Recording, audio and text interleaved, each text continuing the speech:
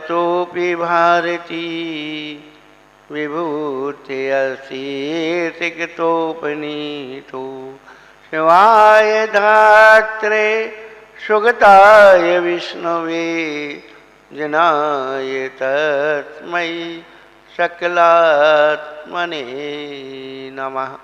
देवादिदेव गजानन श्री शीतलनाथ भगवान की, देवाद महावीर भगवान की, गोमटेश्वर बाहुबली भगवान की जय, कदरवतेश भगवान की जय।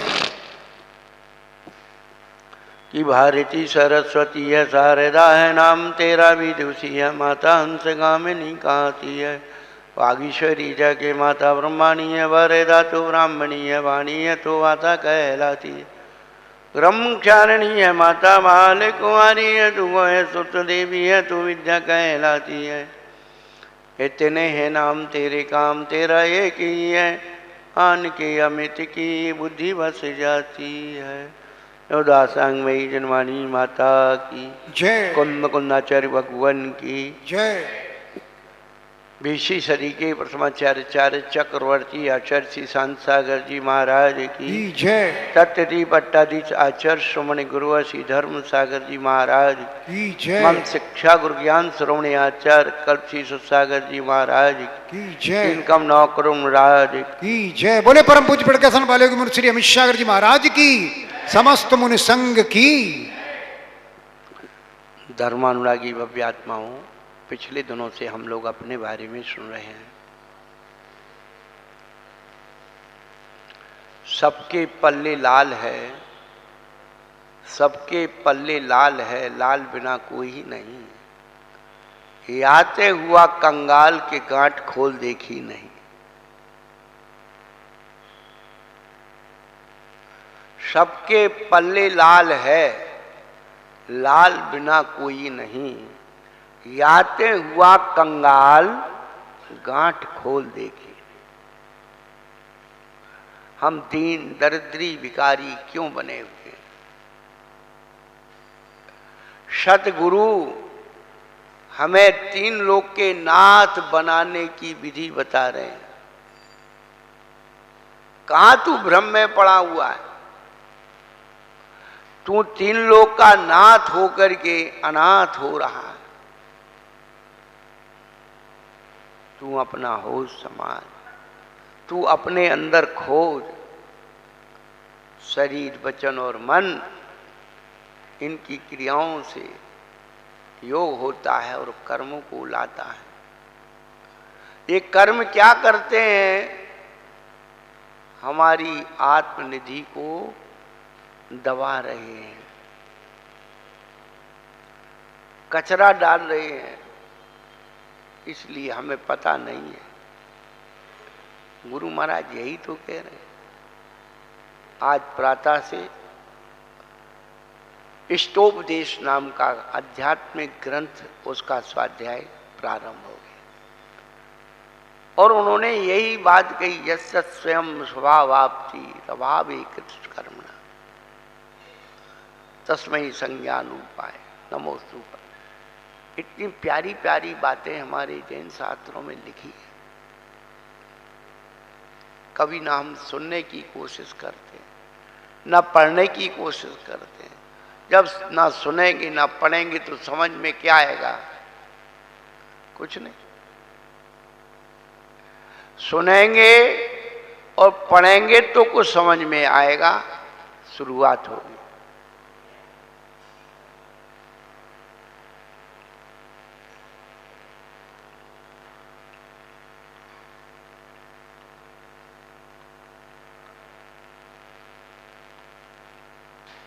मामा खड़े होकर के ये वाले किवाड़ बंद कर दो, यहाँ से हवा आ रही है ठंडी। अब ठंडी के दिन हो गए।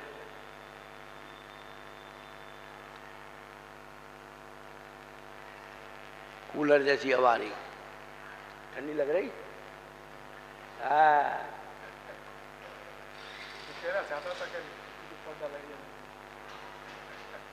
देखो तुम्हारी आवाज हम पे पहुंच गई।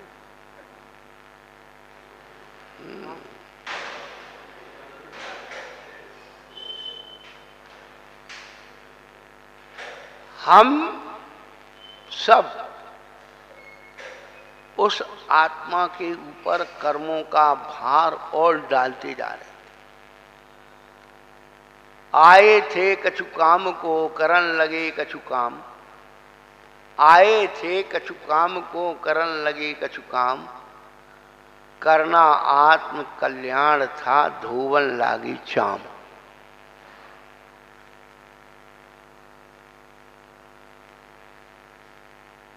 आत्म कल्याण के लिए हम लोग इस मनुष्य योनि में आए थे,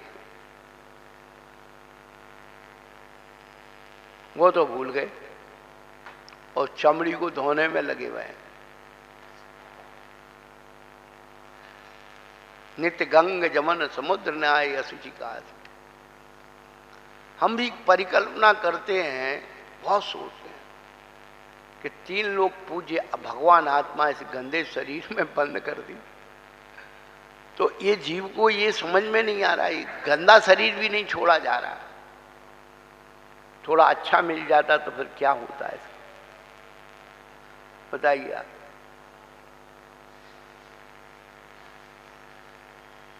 ये शरीर जो मिला है, हमेशा मनुष्य शरीर का प्रति बहुमान होना ही चाहिए, इसकी कीमत होना चाहिए। इसलिए उन्होंने कहा सुहा पुण्य से, अपने मन वचन काय को शुभ में लगा लो, जिससे पुण्य होगा और पुण्य से भुक्ति और मुक्ति सब मिलने वाली। पुण्य से संपदा प्राप्त होती है और पाप से परिग्रह इकट्ठा होता है। पुण्य से इच्छित वस्तु कल्प वृक्ष के समान मिल जाती है और पाप से इच्छित वस्तु अपने आप बिला जाती है, खो जाती है, खत्म हो जाती।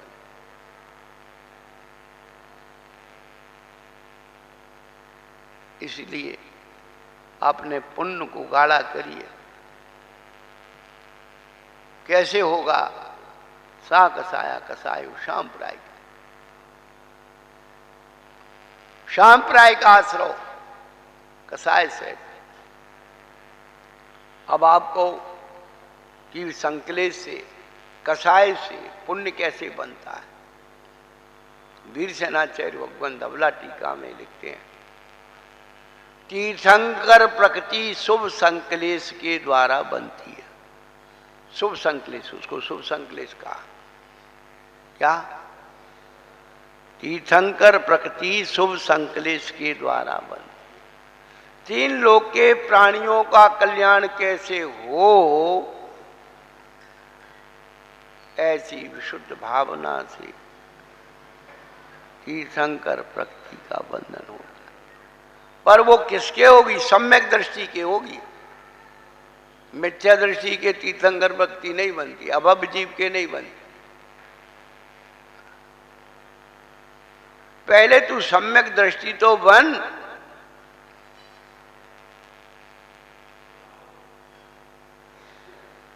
अपना हित तो छोड़ दिया, दूसरे के हित भैया इसका कर दो, उसका नहीं। आदिदम का दब्बम प्रवचन सार में हमने कुंदकुंदाचार्य भगवान यही कहे, आदिदम का दब्बम जम सक्करी पर हिदम का दब्बम, आज हृदय पर हिदा दो, आदिदम सुट्टू वैरगम।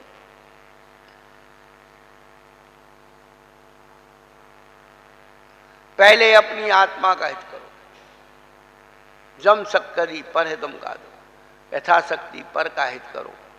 फिर उन्होंने दोनों का कंपेरिजन कराया। आज हित पर हिदा दो, आज हित और पर हित में कौन सा श्रेष्ठ है? तो कहते आज हिदम सुट्टू वैरगम, आत्महित ही श्रेष्ठ है।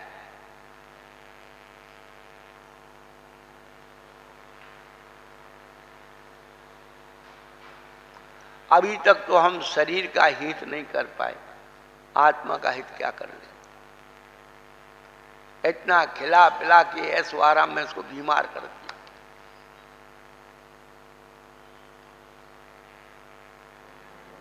ऐसा कोई घर बाकी नहीं बचा जहां बीमारियों का घर नहीं, सब दवाई खा रहे हैं।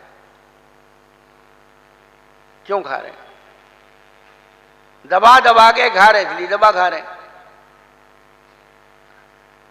संयम से खाते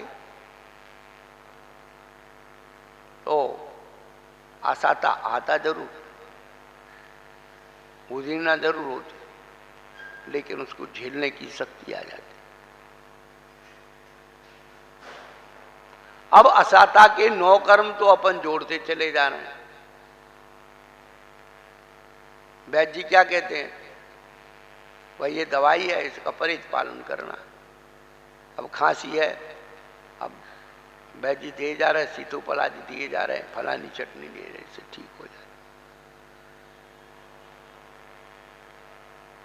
अब वैद्य जी ने कही खटाई नहीं खाना है, आप वो जरूर खा रहे हैं, तो परहेज पालन नहीं करेंगे, कितनी दवाई खा लें। दवाई भी 2 प्रकार की खाई जाती, एक रोग निकालने के लिए। जब रोग निकल जाता है तो कमजोरी जरूर महसूस होती, जब तक रोग रहता है ना कमजोरी महसूस नहीं होती, ये ध्यान रखना। रोग जाने के बाद शरीर में कमजोरी महसूस होती, तो फिर वैद्य जी फिर ताकत की दवाई देते कि अब कमजोरी आ गई है, अब ये ताकत की दवाई खाओ तो तुम जो है ठीक। ऐसे ही जीव के अंदर जो पाप का रोग लगा हुआ है, पहले इस पाप रोग को दूर करने के लिए ट्रीटमेंट करो। तो जितनी दान पूजा आदि की क्रियाएं हैं, ये सब क्या हैं? रोग को दूर करने की दवाई हैं।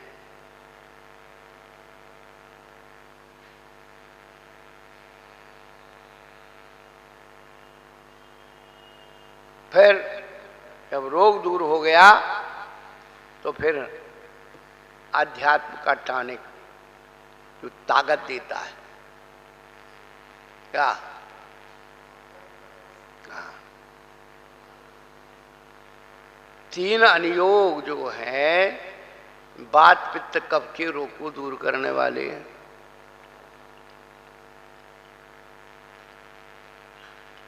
और चौथा अनुयोग ताकत देने वाला, अपनी आत्मिक शक्ति से परिचय कराने वाला।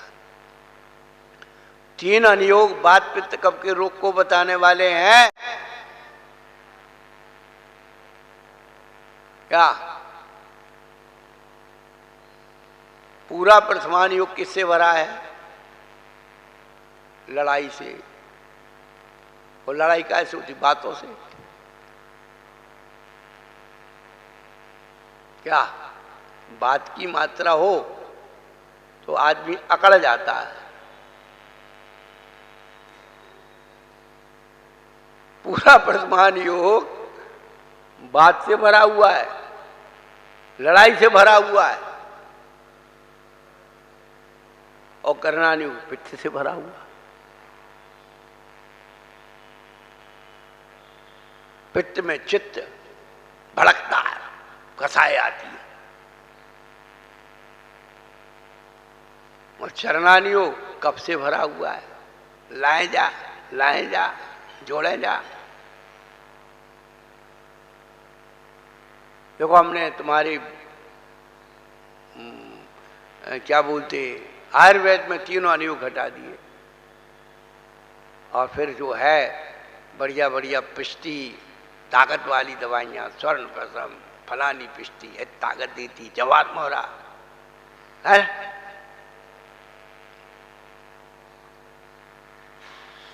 दृष्टांत से दृढ़ता आती है। दृष्टांताभास जो होता है वो भटकाता है। यही बात चल रही है कि दृष्टांताभास तो जो दृष्टांत जैसा लगता तो है पर होता नहीं।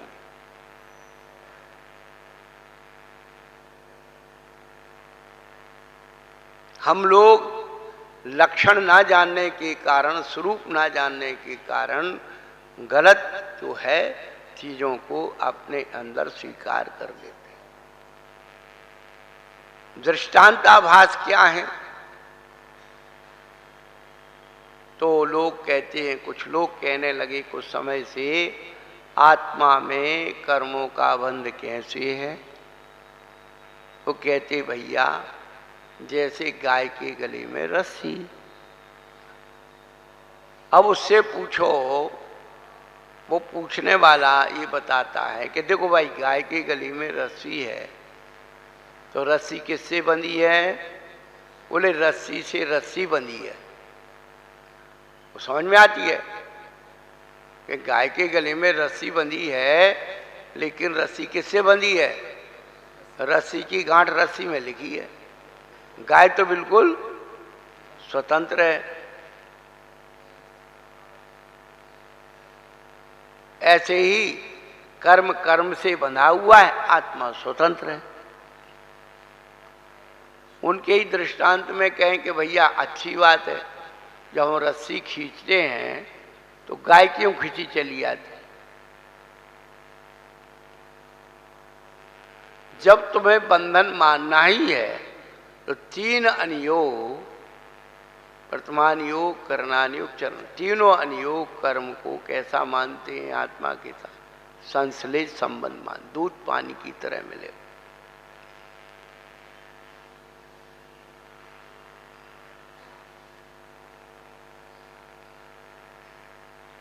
अब उसको अलग करना है, देखना है, तो तीन अनियोग तो संश्लेष संबंध मान रहे। चौथा अनियोग क्या मानता है? भाई आत्मा और कर्मों का कैसा संबंध है? तो आपके गांव में तो स्फटिक मणि के भगवान है, कांच बनता है, वो भी स्फटिक का एक दूसरा रूप, कृत्रिम रूप। तो वो कहते हैं स्फटिक मणि तो शुद्ध साफ है, लेकिन जपा कुसुम लाल रंग का फूल होता है, वो सामने रख दो तो पूरी मणि, आप इसको मत देखिए, फूल को मत देखिए, मणि को देखिए तो पूरी लाल दिखेगी, पर मणि के अंदर लालपना नहीं है। उसे जपा कुसुम को हटा दोगे तो मणि बिल्कुल साफ दिखेगी।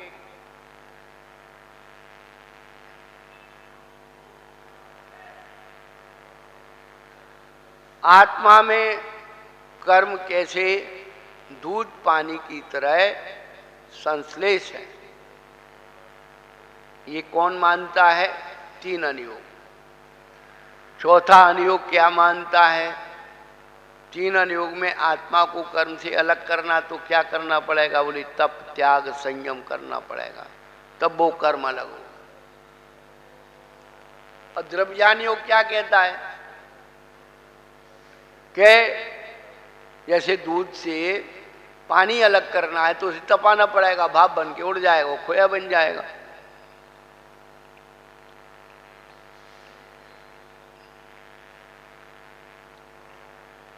परंतु द्रव्यान योग कहता है तब बब कुछ नहीं है,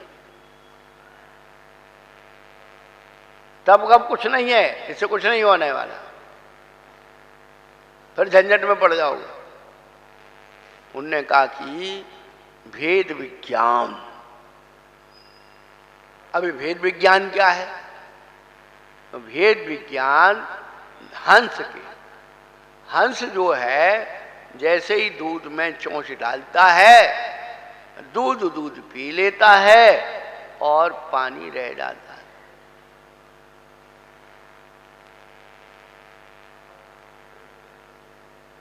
भेद विज्ञान का हंस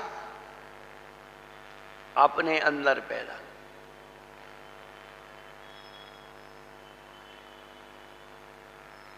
वैराग्य, जैसे ही वो चोंच दूध में जाती है, दूध फट जाता है, छेना बन करके इतने फास्ट करता है वो हंस, आपको पता ही नहीं लगता कि वो छेना खा लेता है और पानी रह जाता है।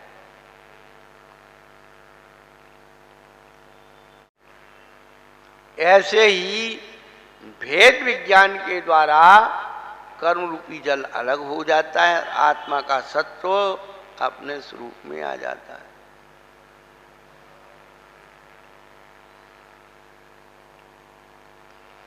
ये कर्म सिद्धांत का ज्ञान होना बहुत जरूरी है।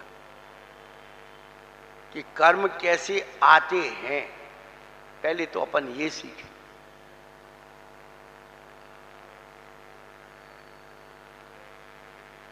कषाय के माध्यम से सांप्रदायिक आश्रय होता है, और कषाय शुभ प्रकृतियों को भी लाती है। ये मत सोचना कि सब अशुभ ही अशुभ होता है।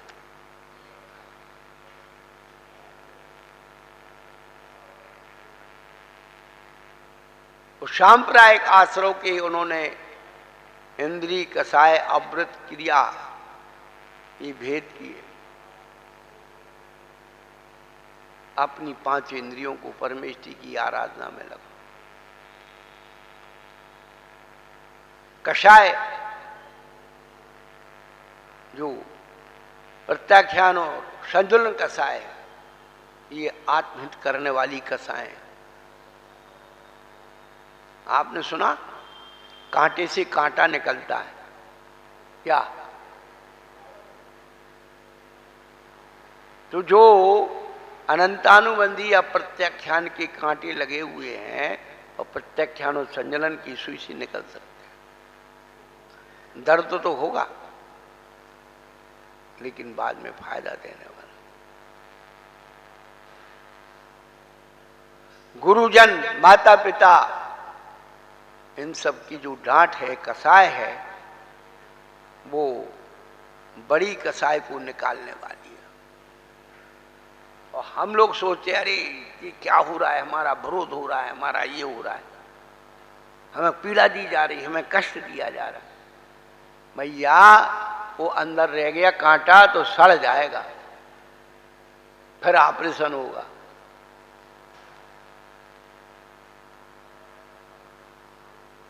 तत्काल समझ में नहीं आती, जब वो सड़ जाएगा फिर चिल्लाएगा, रोएगा, भैया बचाओ।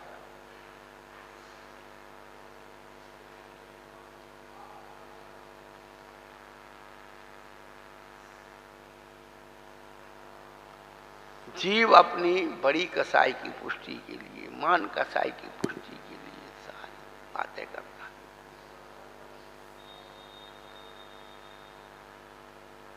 गुरु जी, एक प्रश्न आ रहा है।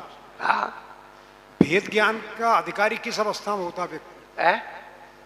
भेद ज्ञान का अधिकारी किस अवस्था में होते हैं? वैराग्य ही भेद विज्ञान है। वैराग्य, सच्चा ज्ञान, आत्महित हेतु विराग ज्ञान ते लखे आपको कष्ट था। और वैराग्य का मतलब ये है कि पुण्य और पुण्य की क्रिया से भी अपनी चेतना को ऊपर उठाना। बार बार कहते हैं कि पाप और पाप की क्रिया को छोड़ने का नाम व्रत है, और पुण्य और पुण्य की क्रिया को छोड़ने का नाम वैराग्य। अभी पाप ही नहीं छूट रहा है अपन से, हम पुण्य छोड़ने की बात करें। पहले है तो ये तो बताओ कितना है छोड़ने लायक पुण्य, वो तो बता दो कितना छोड़ा। घर में नहीं है दाने, अम्मा चली बनाने।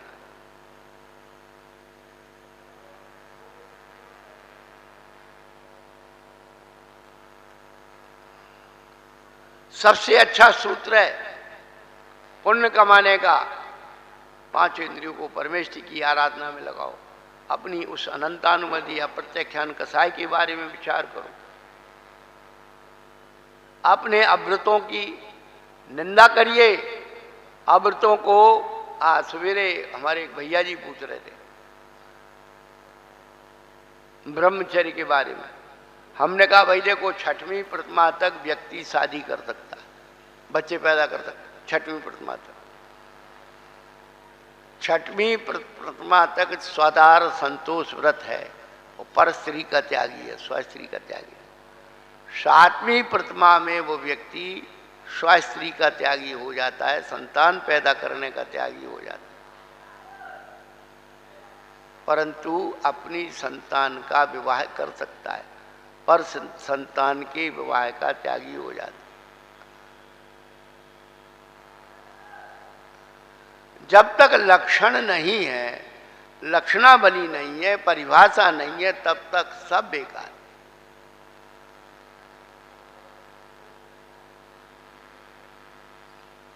सही जानकारी नहीं, जानकारी तो है, उल्टी पुल्टी भर रखी है। अब वो जो है ज्यादा परेशान करती है।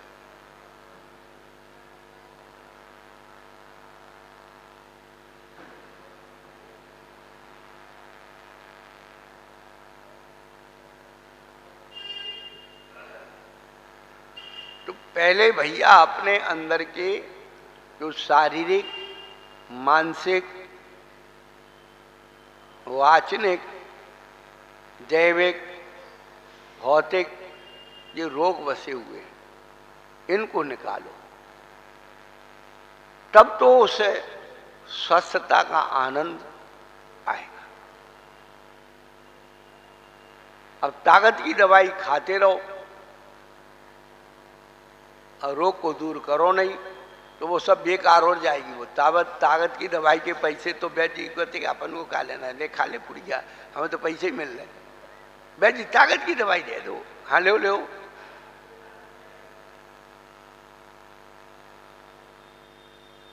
तो थोड़ा तो असर दिखता है, ऐसा नहीं है। रोग में भी वो कहता वैद्य जी बहुत अच्छा लग रहा है, अच्छा लगा, मालूम नहीं कि वो बाद में और परेशानी करे। तो बंधुओं, पहले अपने मन और मस्तिष्क के इन विकारों को अपन कैसे दूर करें, पहले तो पहचान करें, रोग की पहचान।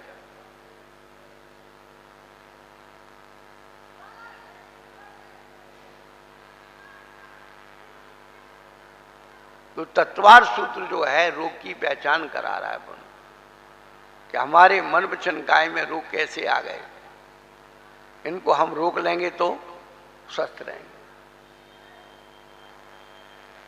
तीव्र मंद ज्ञाता ज्ञात भावाधिकरण वीर विशेष तद विशेषा।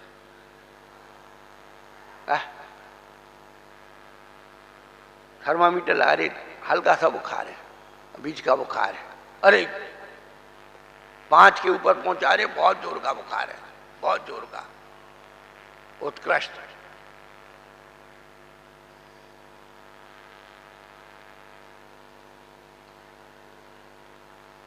और बुखार नीचे की तरफ चला गया तो सन्निपात बनता है। क्या बनता है? बुखार और कम हो गया तो खून का टेम्परेचर कम हो गया, पल्स कम हो गया, चला जाएगा कामा में। कहाँ जाएगा? कहते हैं उसको शीत आना, शीत आ जाता है ना, ठंडा पड़ जाता है। शीत जी हाँ। अब भूल गए, बहुत दिन हो गए, बैदगारी की नहीं, सब गरम गरम मिले, नरम मिले ही नहीं। गुरु जी भूल गए नहीं तो हम लोगों की दुकान बंद हो जाएगी। है? अच्छा आप भूल गए नहीं, हम लोगों की दुकान बंद हो जाएगी। कि वैद्य लोग कह रहे कि अभी महाराज सब तुम्हें इलाज बता दोगे, हम क्या करेंगे।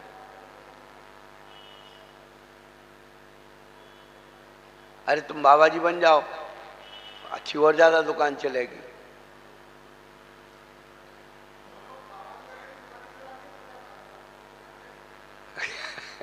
नहीं, वहां पर तुम दिन भर में 2-4 मजीर आएंगे, यहां तो रोज।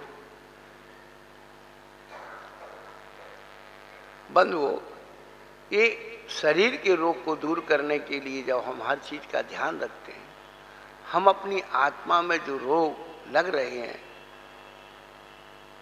उनको कैसे दूर करेंगे? परहेज पालना पड़ेगा। सबसे पहले विषय कसाय की नमक मिर्ची खटाई को छोड़ना होगा।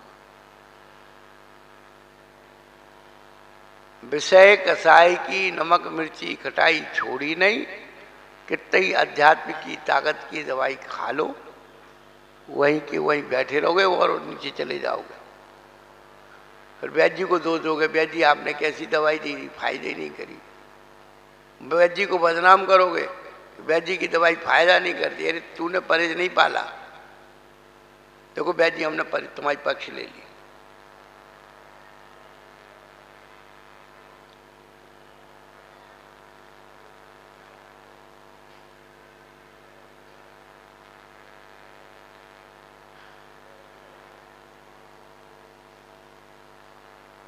तो ये जो है अधिकरण आधारभूत, ये 9 कर्म कहलाते हैं। कर्म को लाने के सहायक 9 कर्म।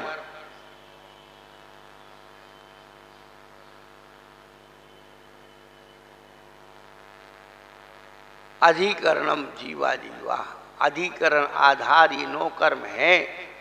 कर्म अपने आप नहीं आता, जीव राग देश मोह प्रणाम करता है तो अपनी तरफ उसको खींचता है। ऐसे लोहे का पिंड गर्म होता है तो पानी को अपनी तरफ खींचता है, ऐसे ही कसाय संतप्त आत्मा कर्म वर्णाओं को अपनी तरफ खींचती है।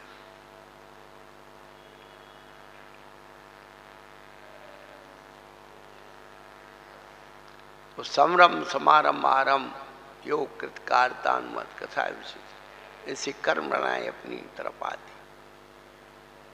ये जीव अधिकरण है। अजीव अधिकरण हमारी छोटी छोटी चीजें हमारे कर्म के आश्रम में कारण पर नहीं, हमें पता ही नहीं। अजीव हमारे कर्म के आश्रम में 9 कर्म है। अरे इसमें क्या हो गया, हम ऐसे बैठ गए तो, इसमें क्या होगा हमने ये चीज ऐसे रख दी तो, ये सब वास्तु साथ रहे जैन धर्म।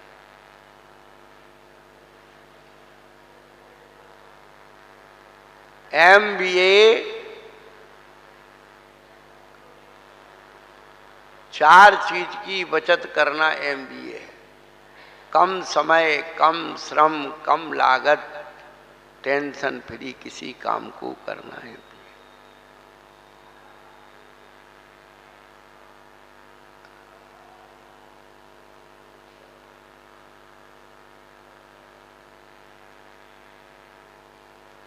तो हम लोग अपने कर्म की बारे में, क्रियाओं के बारे में चिंतन करें कि आखिर कर्म आ कहाँ रहा है। अभी बरसात आई थी थोड़े दिन में और पानी चू रहा था इस छत से, इधर से पानी भर गया था, यहाँ किताबें गीली हो गई, कार्टून गीला।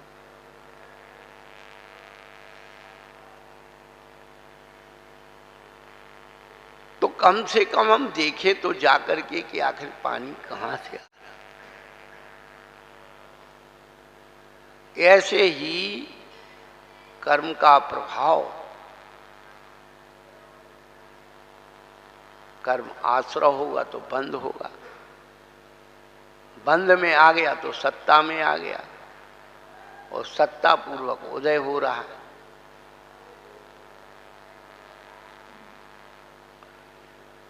तो कर्म आश्रय होने के बाद उसकी 3 स्थिति बंद, बंध, सत्य और उदय। बंद हो गया और सत्ता में गया और सत्ता पूर्वक उदय हो रहा है। ये कर्म की श्रृंखला है, चैन है। इसी प्रकार से जीव अनादिकाल से, आदिकाल नहीं अनादिकाल से, इस सब की कहानी कर्मों की एक सी है। तो हम पहले कर्म सिद्धांत पर अपना उपयोग लगाएं कि हम जो मन वचन काया में अच्छा बुरा जो कुछ कर रहे हैं उसका फल किसको मिलेगा, हमारी आत्मा को ही मिलने वाला है। इसका फल भोगने को यदि तैयार है तो ये कर्म कर, और यदि लगता है तो एक ही बात है, हम तो एक ही बात शुरू से कहते, भैया देखो, करने की पहले डरो या करने की बाद डरो। डरना तो तुम्हें पड़ेगा ही, तो ऐसा काय को करो कि करनो डरना पड़े। न करने की पहले डरो न करने की बाद डरो, ऐसा काम काय को करो तो करने की पहले डरना पड़े और करने की बाद डरना। अपने हाथ में जो है वो तो अपन कर सकते हैं, दूसरे के हाथ की बात अपनी नहीं है। समय रहने पर फिर चर्चा करेंगे। चलो देवादी गज्जा ऋषि शीतलनाथ भगवान की जय। बोले परम पूज्य प्रकाशन वाले की मुनि श्री अमित सागर जी महाराज की, समस्त मुनि संघ की। कल दिनांक 6 दिन शुक्रवार को सुबह 6:30 बजे यहाँ से 108 आचार्य श्री विमल सागर जी की 108वीं जयंती के उपलक्ष्य में, जन्म जयंती